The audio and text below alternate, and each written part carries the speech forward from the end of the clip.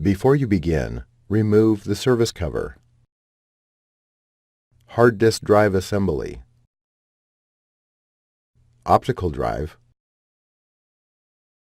Keyboard. And top cover.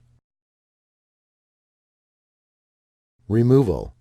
Remove the function button board ribbon cable from the routing channel that secures it to the top cover. Remove the 3mm P1 Phillips head screw that secures the function button board to the top cover. Remove the function button board from the alignment pin and retention tab.